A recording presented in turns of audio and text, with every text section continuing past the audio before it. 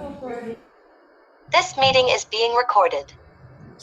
Thank you, David, Michael, Bob, for setup takedown. Anyone who can stay after for the takedown, we appreciate the help. Thank you. And a thought for the day, we have from Jim Julia. That's you, you're on.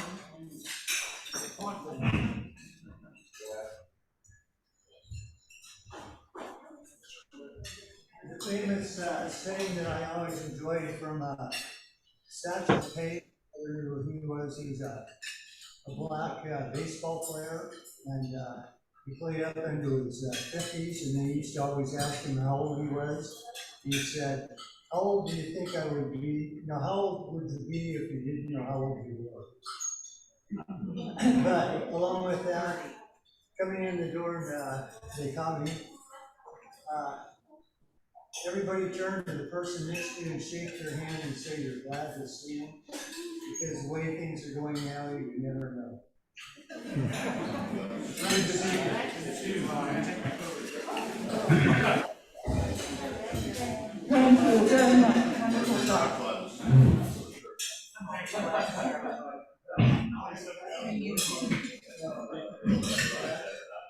Okay, our greeter was Linda Sinclair. Well, you know, it was a surprise to everyone. This came out on a newsletter, and I don't know if at the end, I'm going to talk to Joe about that one. Thank you. Okay, our raffle, of course, Scott Hensley, thank you, thank you.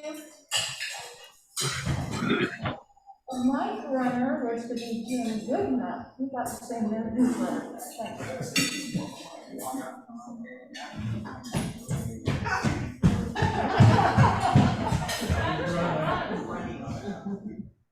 Perfect.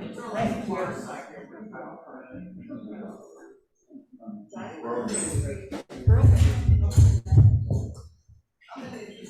And I want to welcome any visitors and guests. We looks like I see one guest out there.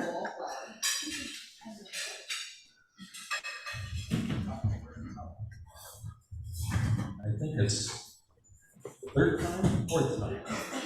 Mary, and it's McClary, good match. So, welcome, Mary. Good to see you again here, Mary. Thank you. And it's time for you all. Yeah. Thank you.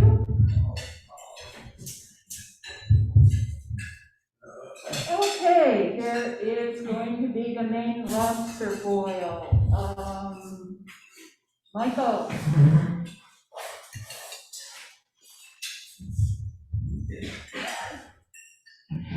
So I have flyers, I have auction sign-up sheets, and I have postcards over on the table. Please help yourself to them. We'll get down to the final time here. The auction stuff is absolutely critical at this point. We're not doing well. Live auction items, and we need silent auction items. So, you know, bring stuff from home, re-gift. We need wine. I only see 2 bottles of wine back there this morning. You know, this has got to come together. It's got to come together pretty quick. So everybody needs to pitch in. I'm calling all of you. Okay, do you have something more to say, Kathy? I'll be calling all of you. Okay, wonderful. Thank you, Kathy. All right, another fundraiser here, September 17th. We have the Ukraine Refugee Relief fundraiser in Sebastopol. That looks like a very good event and something I think our club would be interested in participating in. I've got tickets if you want them. Great. And David, you sent this off to me. Would you please say a few words about this on September 24th, the concert? For Ukrainian Family Fund concert. That's right. Mark your calendars for September 24th. The Ukrainian family that we are, that I'm involved with, that you are all involved with, because your money is helping them through a district grant, are settled in. The kids are in school. The house is furnished. They're getting happy. Grandma has signed up for English classes, and we're just kind of putting them in place. And this is a fundraiser to help support them through this 2-year time. We're getting closer to being able to relax a bit and say, this might work out. But it is, it's something that we can't fail at. They're here, they need us, and there was a lovely event, by the way, at a park that gathered together the volunteers and some folk in some people in Roanoke Park, and a part of that.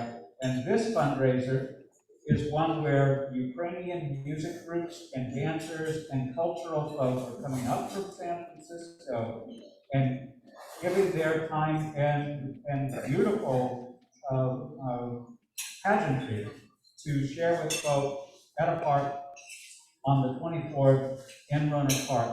And I can print some flyers and you can get there. Does that sound good? Great. So mark it on your calendar. You definitely want to be there. A lovely thing to do. Yes, that's going from 2 in the afternoon to 4, so it sounds like a great thing to attend. And help support our families that we have brought to this country. Okay, and more Festival of Brotherhood coming up. I just want to keep reminding you that this is a terrific event that our club has participated in over the years. It's a great opportunity to meet people in other cultures and to support our friends across the border. Thank you. I want to also remind you that coming up in October, we're going to have a celebration of Bruce's life at Sally Tomatoes from 1 to 4. Yeah, I get kind of choked up every time I look at that. I'm sorry. Okay, move on here. All right, David again, you sent me some more pictures. We have Anthony, Tony's there. Our outbound exchange student, Anthony, will be leaving on the 28th for Taiwan. I was really inspired to hear how well he has developed his Mandarin. Mandarin language is difficult to get, and he's done a great job. He and all of the exchange students met up in Eureka this weekend. They spent a 3-day convocation of getting to know each other, learning about how to sustain themselves and be resilient, and they just did a fabulous job and are really admirable young people. It looks like they're all holding their flags from their country that they came. That is terrific. And they camped out, did they? Yeah, they camped out, and the tradition is that they hold their flags up and they get that photo, and then they put them around their backs and run around like superhumans. Okay, thank you. It looks like that. Oh, and we had our Monday morning hikers again. Okay. Marnie, I'm going to call on you. Tell us about this hike. Looks like you're there again. I'm committed to making this be a regular thing for me. It's going to help my health and my longevity. And getting to know my brethren and sisterin when they come is wonderful. And so this past Monday it was Charlie and Bob. And it was such a good time. And it was going out Mount Taylor, right. Yeah, it was a push. I mean, these two guys, it was like watching Gus and Joe. And I'm so thankful that Joe started this group. It's just fabulous, and I can't say enough gratitude to Rotary. I can. Well, hopefully I can join you this next week. Last week I had a winter birthday and my brother and sister-in-law left Monday, so I wasn't able to attend the hike, but I will plan on it this coming Monday. Oh, well, the wonderful thing about this upcoming Monday is my Sri Lankan Sinhalese cousin who lives in Auburn is coming down this upcoming weekend. And she is going to join me on this hike. And she just went out and got her poles. So I'm really thrilled. I look forward to it. That sounds like fun. Thank you. Oh. Sorry, I had an additional thought that I didn't share. I had a thought for an auction, live auction item that ought to be pretty easy to put together if everyone joins in. It's called Bunch of Lunch. And the concept is we go around to the smaller taquerias, delis, small food, like even like a Pacific Market deli would be a classic one to use. And we ask it for $25 visit. Enough for somebody to get a lunch. And if we get 20 of those together, we're going to have an item that'll sell for something. So that's something everyone can do. We all go to little restaurants. So next time you stop and just ask. They don't get asked a lot. The big ones get asked. And I think they'll be good. Great idea. Thank you, Michael.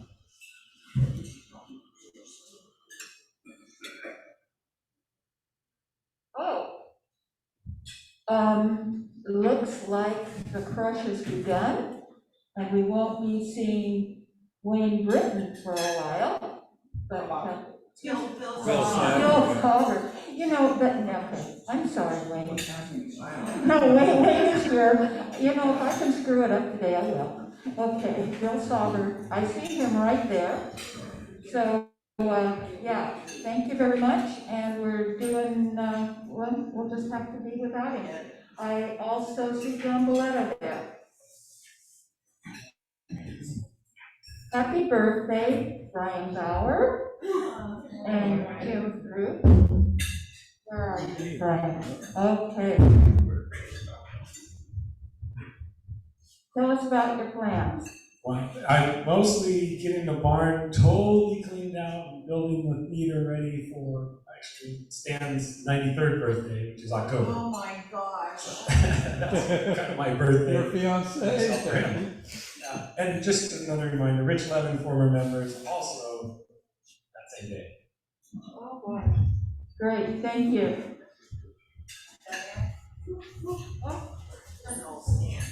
I just, the Sunshine Committee just wanted to make mention that Mike's wife is at Apple Valley. She had broke her femur. She broke a femur? Yeah, ouch. Anyway, sounds like she's doing okay though, huh? Good. Hopefully she'll be coming home in the next day or two. Good, so there'll be something from the Sunshine Club. And also, I'm not sure what the details are, but Terry Kelly's wife, there's something going on there. And we'll find out and get back to you next week. Does anybody know? Yeah. Yeah, I know. What? Do you know Terry? Willing to share? Yeah, her uncle's wife passed away last Tuesday, 87. And so we're just down here helping wherever we can. Sorry, Terry. Sorry, Terry. Thank you. Who's coming here? Hurry back. Thank you.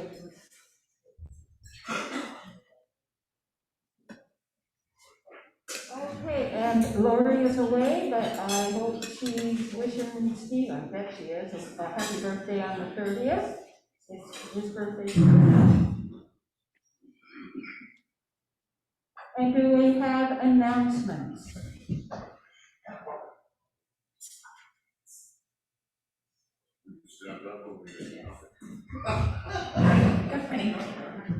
I just want to let everyone know that there's a new program Oh, that's weird. out that the county is rolling out And River to Coast Children's Services, which is in Guerneville, is running the program here in West County. And the program is any mother or father that makes under the, I think it's 125% income, Dancing on our screen. can apply for this program. And it's to enter a lottery so that for the next 2 years, and I believe, if you want more information about it, please contact me because it just rolled out. But what I understand about the program is these parents can apply, and then in October, there'll be a lottery, and 300 families will be picked out of the members that applied to receive $500 a month for the next 2 years. So if you want more information, please contact me, and I will put you in contact with River Coast Children's Services because they are the nonprofit agency that's running that program for West County. And the name of the services again? I can't recall the name of the program right now. It just sold out, but I do know that if you want more information, just give me a call and I'll look up in my email. But I do know that you apply, and in October, there's gonna be a lottery where they will be picking, the county will be picking 330 families to receive $500 a month for the next 2 years. Oh, well, well, thank you, Anna. That's interesting news. Very, very good. Any more announcements? Okay, we have a lot coming up. Whoops. Oh, I'm sorry. I missed that. Can I make something, can I brag about something? Is that enough? Oh, bragging's wonderful. Let's hear Bragging, it. well, my daughter Audrey that just started a new job yesterday, a permanent position at the Stanford Medical Center as an interpreter for Spanish-speaking students, patients. And so she's moving out from Maryland out permanently to the area here as soon as she can find affordable housing near there. Good luck. Yeah. But anyway, so yeah, she's working at Stanford. That's great. Wow. Very proud. Congratulations. That's great news. Right. Something to be really proud of. So, coming up, we have August 24th, that's today. The International Committee meeting is after this meeting, is that true? Okay. And then also, I'm attending the volunteer at the Redwood Food Bank. I don't know how many more of us will be there. Okay, 1, 2, 3. Anyone else? Make sure you've signed up, because they do want you to sign up in advance, but I look forward to seeing you. Thank you. Yeah. I got one more. Great. Important now.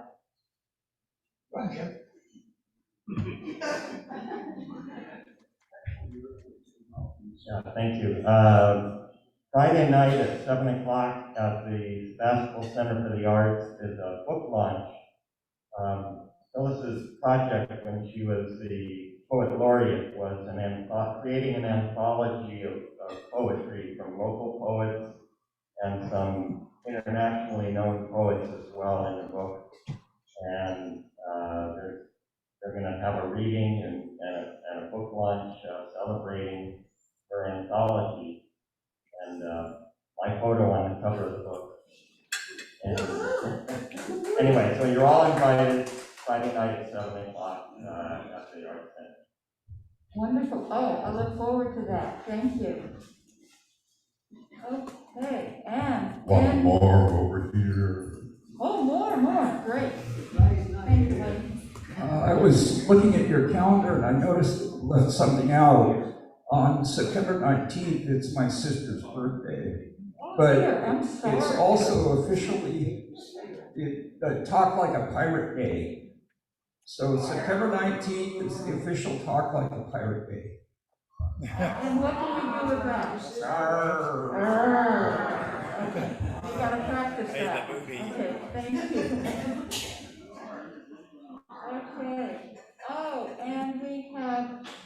coming up fast. We have Spark dinner on, tomorrow night, and then we have First Friday coming up. We were gonna do it at Terry's house, but, quick change, we're gonna be at Crooked Goat this first Friday. Look forward to seeing everybody. Okay, good.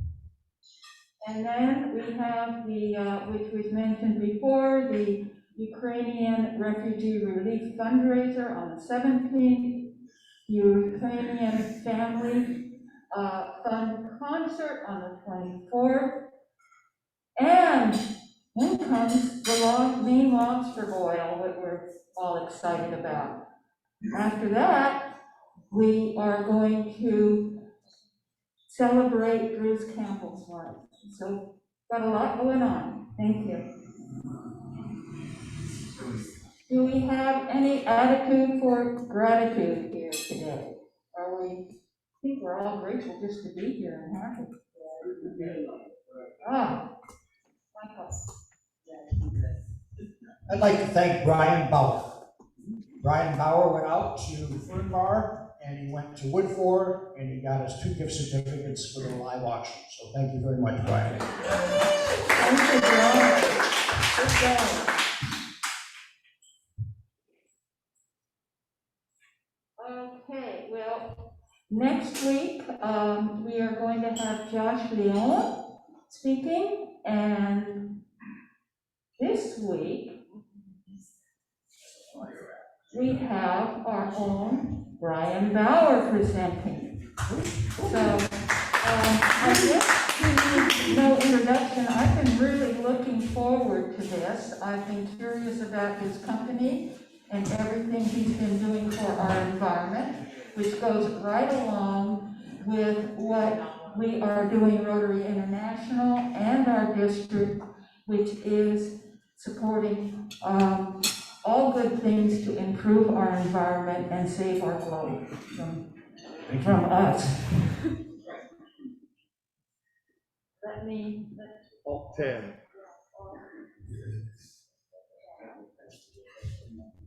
Yeah. While she's doing that, a little more introduction. I came here to the county because it's not silly, Telecom Valley. Most people don't remember what that was. That was in Petaluma. A bunch of companies in my industry were doing telecom products and building and reinventing and selling them all over the world. I was living in Belgium, and I figured we always knew we wanted to retire here. But then all of a sudden, this Telecom Valley sprouted, and we wanted to come back to the U.S. and let's go there now. So I was with 2 or 3 or 4 companies working on those startups to make them happen, and everything imploded like 2000, 2001. And I started a company that was doing chips for fiber to the home. So I was not going to leave the area. That company actually did really well. And 80% of your video goes through one of our chips now. So that finally ended my telecom career. I wanted to do something a lot more impactful. So I actually teamed with people like John Webley and other people who were really successful, like Advanced Fiber, who's the founder there, and people who are involved with Sarent. They invested in this company, Synergy, and figuring that did it once, can do it again, but there were definitely some naysayers. People that were with Chevron, the North Bay Angels, and said, there's no way you can do this. You're not from the oil industry, you don't know how to make this type of thing, you're not going to be successful. We don't recommend that people invest in you. And we succeeded anyway. So what we do is we take waste plastics that are not normally recycled, like the plastic films, so we can deal with that. So number 2, 4, and 5, which is polyethylene, polypropylene, they're suited real well for our process, which takes those plastics and converts it back into oil, where they came from. We make road-ready diesel, we make gasoline, we make marine fuel, and now we also provide liquids that remake plastic. So we actually totally recycle plastic with partners in Houston. So I'm going to Houston today, and the success is with very little, just a few $1 million, you're able to make a system that works, got the attention of the likes of Shell, Exxon, Chevron, And most of those companies want to invest. So we're just figuring out which groups can invest and where we take it from here. But our goal, we'll talk about how we're doing this, we're decentralized. We want to deploy where the plastic is. The biggest issue is moving plastic around. So hard to perform expensive new plastic. So we go to hubs where it makes sense to process the plastic, and then they get shipped as liquids to wherever it goes, or it gets used right on site. So it's super efficient, decentralized. You can locally source your plastic and use that fuel right there in your own city, town. So we're talking about doing that here. Imagine locally made fuel that's used locally. So that's the kind of thing we do.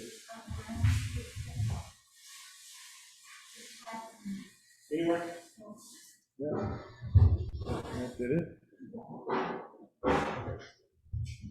So most of you are aware of plastic. It's in like every other morning I wake up in the morning on NPR and I hear the next discussion on plastic. It's everywhere. It's getting 90% of it or so goes to the ocean. Most of it's going through out rivers in Asia into the ocean. That's where most of it's getting to the ocean. We do a pretty good job stopping it here, but that's the most well-known issue. That's most emotional. But most of it's on land. We were shipping a lot of it to China. China said, we're no longer going to take everybody's plastics and be the dumping ground for everybody. So now there's a lot going into landfill. So there's a big motivation by ecology here and others to divert from landfill, have it used, have it totally recycled, or have it reused at least one more time in sense of fuel.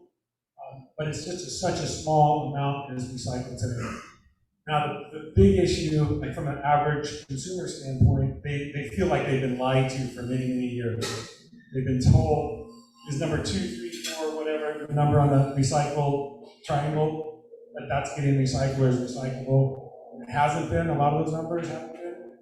So there's these new bills and these new initiatives to take those triangles off and really go after all the plastic suppliers and make them be more accountable for what happens to their plastic. So we are a technology that enables that. And there was a recent article, I guess it was a month ago, in the Sunday paper, we had a whole business front section, and basically I was quoted, she made up a quote for me, it says, guys, world, don't give up on us yet. We have it, it's coming forward, we're going to be able to recycle this, hang on tight. So we are finally getting to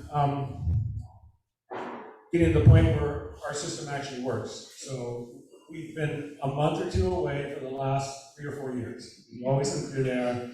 Finally, the beginning of this year, we're able to run 24/7 around the clock for weeks on end. So we're doing it, not only we're doing it, but we're making really, really high quality fuel. So in both of those regards, we just passed up our 94 other competitors, which is pretty incredible. Yeah. They said we couldn't do it. So the way we do it, real simply, is we granulate the plastic. If it's film, we put it in little pellets, and then we run it through a microwave. So that's our big difference is we're 25 times faster processing using microwave. That allows us to be that much smaller, 25 times smaller. But then we go over like a catalytic converter, like in your car, a bed of chemicals like that Wayne is totally knows about. After you come out of that, you're still a gas, but all the molecular chains have been broken down into their short chains, and then when you condense that and cool it, it becomes diesel or gasoline or whatever you want. So the highlights, this is kind of a sort of a investor presentation, but yeah, there's a lot of noise about other people's stuff and what it can and can't do. We're actually doing it, so we're just showing people as much as we can how we actually work. It's very low energy because it's microwave, and it's super scalable. So we do it in blocks of 5 times per day, so we can deploy this like a typical town like Santa Rosa. There's 20 to 60 tons per day that can be processed that's not processed today. We can do that like with 4 or however many modules. So again, we can go anywhere and any size. So we do a lot like Tesla's battery. Like if Tesla would have waited till they had a really big scale size of a battery, the ideal battery for a car is much bigger than this tiny one that they've been using. But if they waited for that ideal battery, they would have lost 12 years of business. So that's what we're doing. We're going right away with our smaller reactor. Later we'll make a bigger reactor. Anyway, we're super, super scalable and flexible. The economics are great. We can move into a lot of warehouses that are already there, hook up to the power and turn up like in 3 days, where our competitors are taking 3 years. So we're basically gonna run around circles around some of our bigger competitors that are trying to get going. Talked about being 20 times faster, high quality, super modular design. And then one thing it's a big deal is the greenhouse gases. Is it cleaner than what's done today to make fuel? And it's about 60% cleaner, 60% less greenhouse gases, because we don't burn the plastic, we just heat it up and make sure there's no oxygen present. And so when we break down those molecules, it's done far cleaner than the way they drill and refine today. So that's the actual working unit. This has been working for around 2 years at Recology. Recology is our super partner. They collect industrial waste and their own consumer waste, and we collect it and process it in the plant here. We're teamed with like Abbott Labs and BD. Other partners are like the biggest AI data company in the world. It's a great research contract with them. We've got really, really good partners, and that's gotten a lot of attention. This doesn't mean much to you, but you want this distribution curve, our distribution curve, to look like what comes out of a pump diesel set of fuel, and we do. In some ways, we're better. So, and then you look at all the road-ready fuel specs. We meet all those. So it's pretty nice. And then there's the future where we've teamed with like BASF, which is the largest chemical company in the world, like Dow DuPont, but bigger.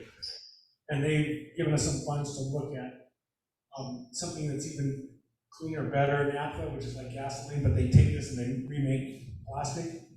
This saves a lot of steps down the road, so it's super valuable. And we're getting over 50% yield on that, which is the target for them. So we're looking at great things there. So instead of selling for $3 or $4 a gallon, that naphtha will sell for almost $10 a gallon.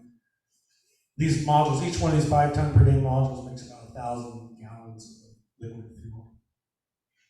This is just the math. We say there's less greenhouse gas in our system. This is the actual numbers. A lot of people think pyrolysis, which is our non-oxygen process, they consider it incineration or burning.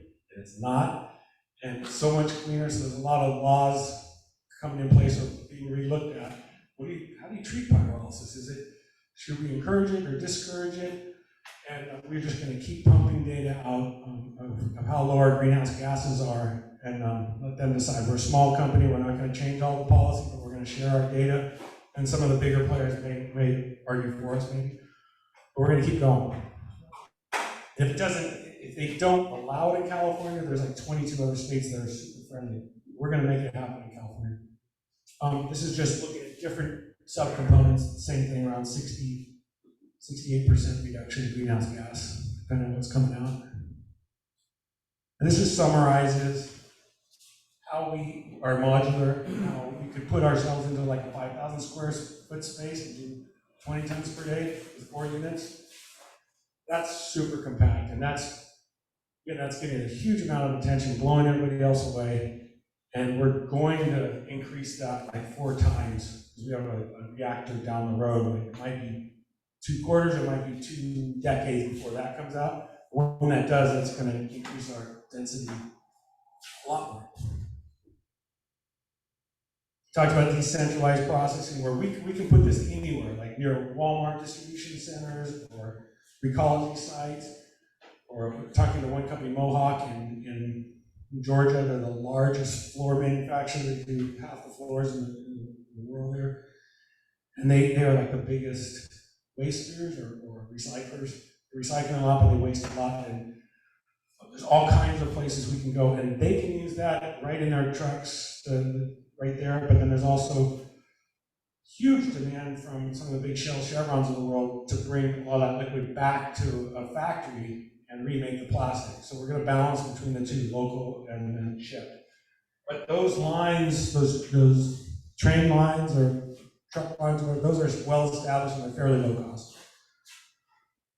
So that's the main presentation, but I did want to talk a little bit about this chemical recycling or advanced recycling. And because there's bills, and you may hear about it, where they're trying to stop incineration, of course, because that gives off a lot of bad things, but then they're trying to address chemical recycling and they don't know how to do it.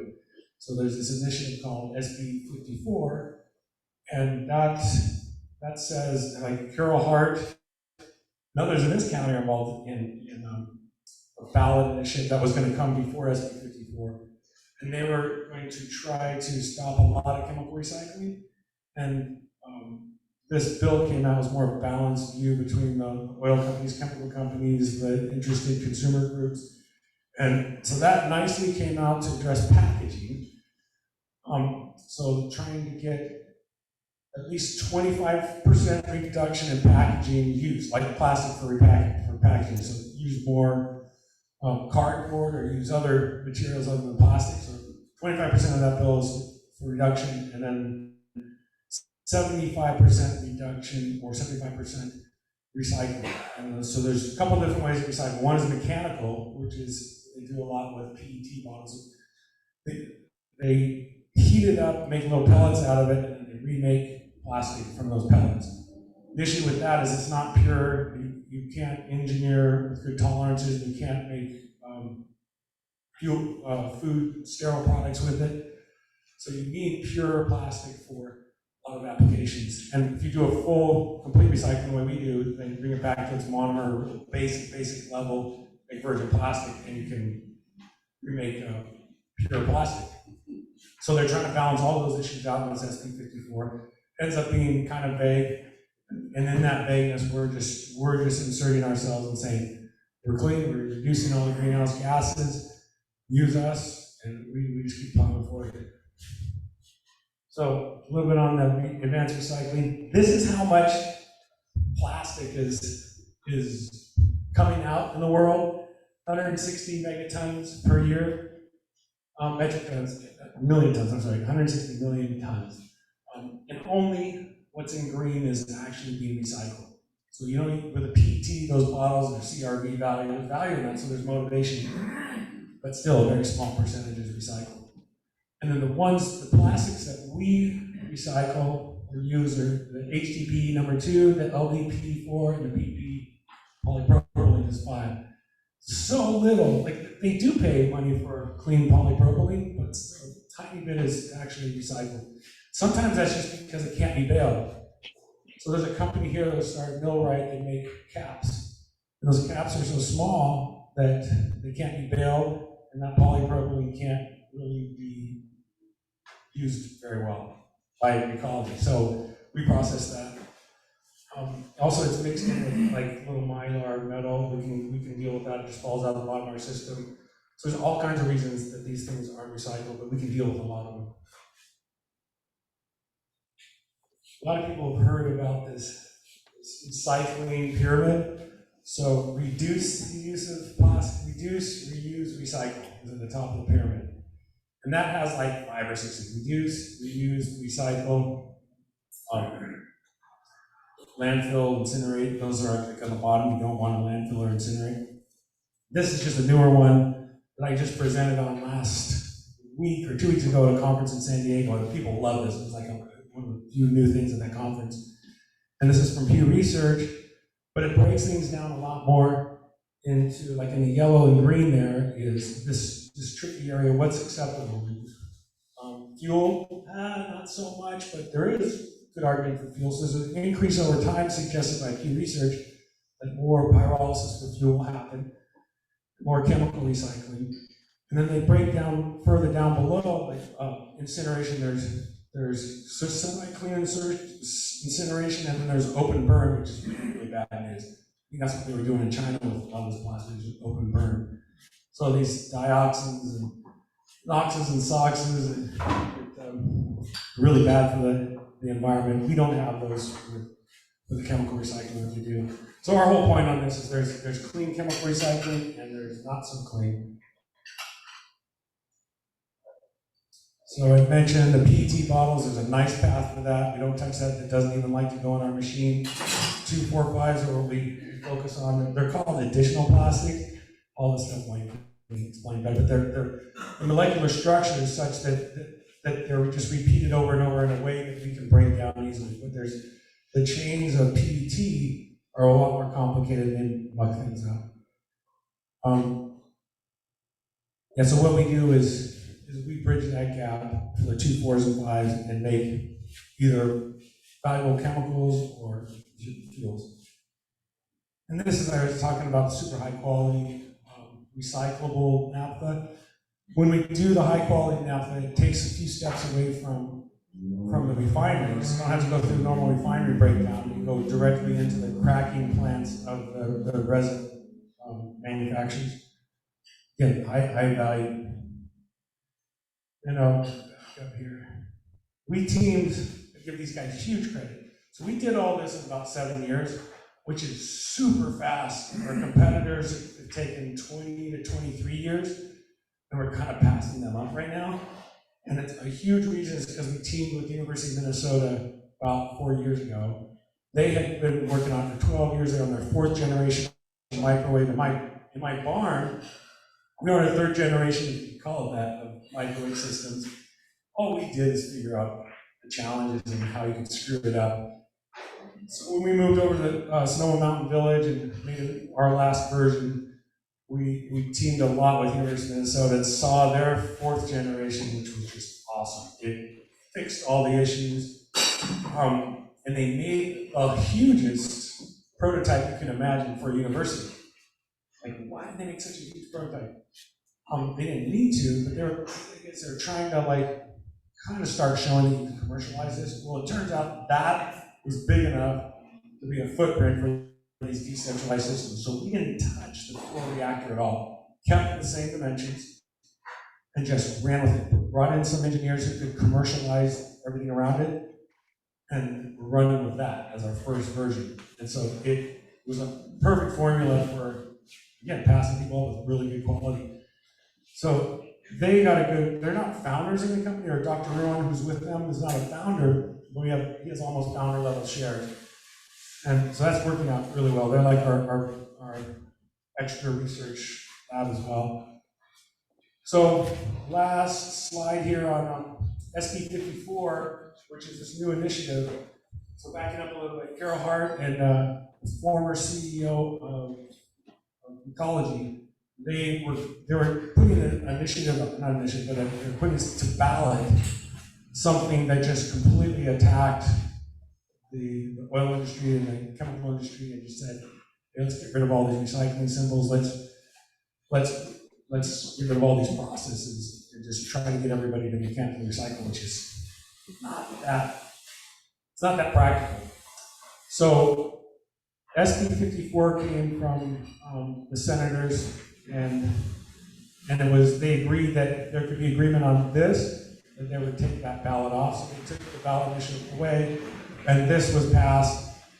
And it's a fairly good balance, and it needs more definition, but what they really wanted to be sure of is that there weren't bad emissions near underserved neighborhoods, because a lot of times the industrial zoning is near neighborhoods that are underserved. So we really want to make sure those are protected, that environmentally whatever was done is beneficial, and then these other criteria is like, well, public health, positive, and non-hazardous. So they're all kind of related to health and protecting those neighborhoods. So the way we're reading this is if you've got the data that shows your low greenhouse gases, it's not impacting your neighborhood, and actually provide jobs for people in that neighborhood, and it helps their skill building, we're a very positive approach. So we're doing this, SB 54 supports what we're doing, and we keep making it. So it's not that easy to just seems like a natural thing to do and good for the environment, because we make it profitable to collect plastic and to clean the earth and keep things out of the ocean globally. So we can deploy it globally. but there's extreme tree huggers out there that say, look, it still makes fossil fuels, then it can kind of slow us down. But we keep going, and the net effect is like you look at what Mother Earth wants. She wants a lower carbon footprint, and we do that. So, and we always will. I didn't talk about our roadmap for the future, but we can make hydrogen, and we can do a number of other things that are cleaner and cleaner and cleaner. But to start out, we're better. I even heard somebody once upon a time recently say, "Better is not better." It's like you have to deal with that. Yeah. So those are our partners, and this is the last slide. It's just summarizing how we're involved locally in North Bay. We have 3 articles, 2 in the North Bay Business Journal over the last few years. And most recently was a Press Democrat article talking about how we're there, and that was really good coverage. Research partners. Redwood Toxicology was acquired by Abbott. It's really cool because now Abbott wants to take this all over the country and work with us at all their labs. Ocean cleanup is actually in Tiburon. They're the leader in ocean cleanup and collecting. We collected like 500 tons out of the ocean last year, mostly California, Hawaii gyre, big gyre between us. So a lot of partners around Trevi Systems. They want to put their desalination right next to our system. So the heat that comes off our system, they can use to fuel their desalination, and we put both the systems on boats and fuel the boats that are doing ocean cleanup. A lot of cool things going on. One of our investors who was on the board was Brad Baker of Sonoma Mountain Village. He was one of the biggest biodiesel companies in the country. They were recently acquired. So they've been a big help, this reference.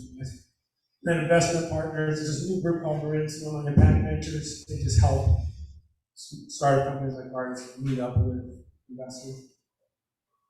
So there's nothing going on in the county, but we're one of the few that are making real hardware, like big hardware, like in the old days of manufacturing.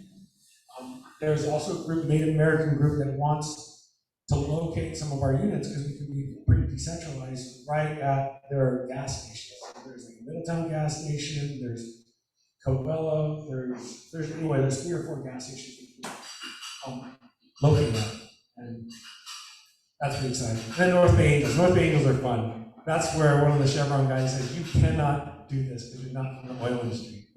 And yet, a handful of guys invested in us from that group, and it's super helpful. So we're doing it. Thanks.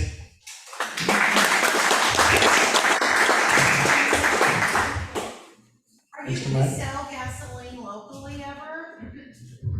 Yes, at those Native American gas stations at least.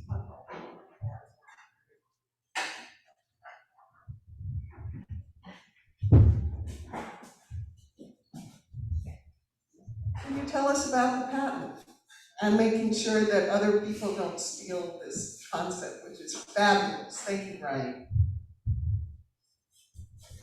Yeah, so we have 2 patents, one on microwave distillation and one on microwave pyrolysis system. You know, it's microwave warranted, and there's 1 million patents out there. So I'm sure we'll be challenged at some point, but I think we've got a really good position.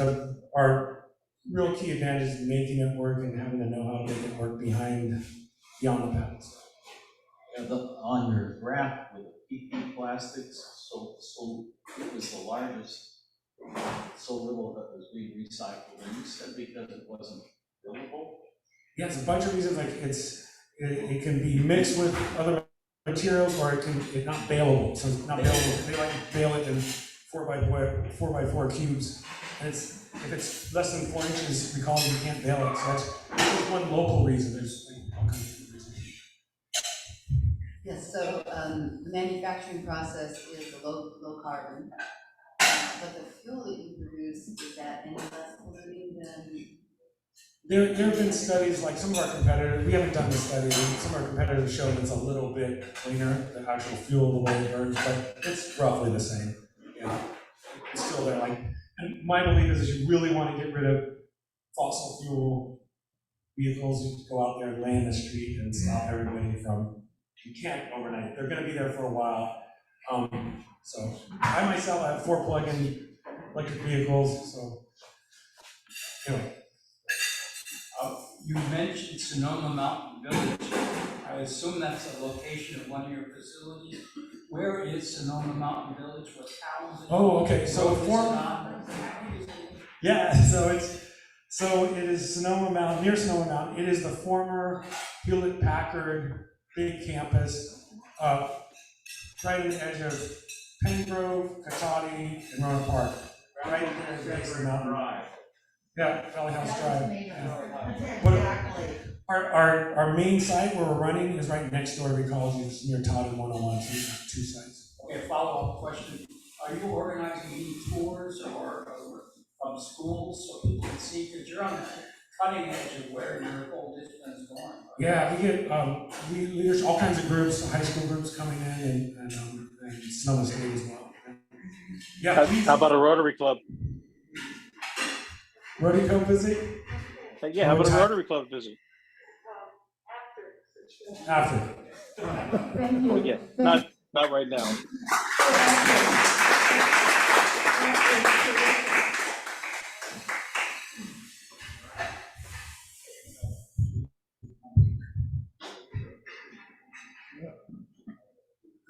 Okay, thank you, Brian.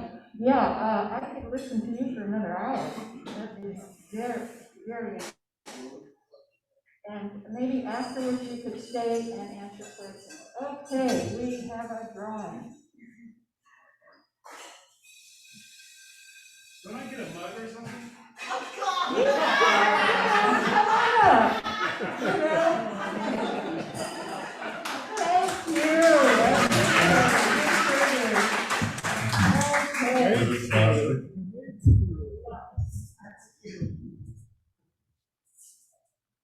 So,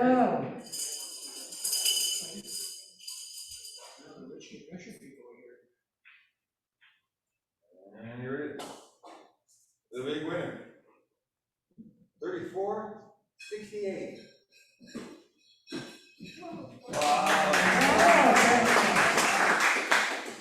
yeah, we're up to $60 plus in the pot. The winner. One at a time, only one. Not the red one. Well, here's your consolation prize. Thank you. Okay, Linda has a joke for today. It's 2 weeks in a row. yeah. Well, I'll keep it short. Now that I'm into astronomy, things are looking up.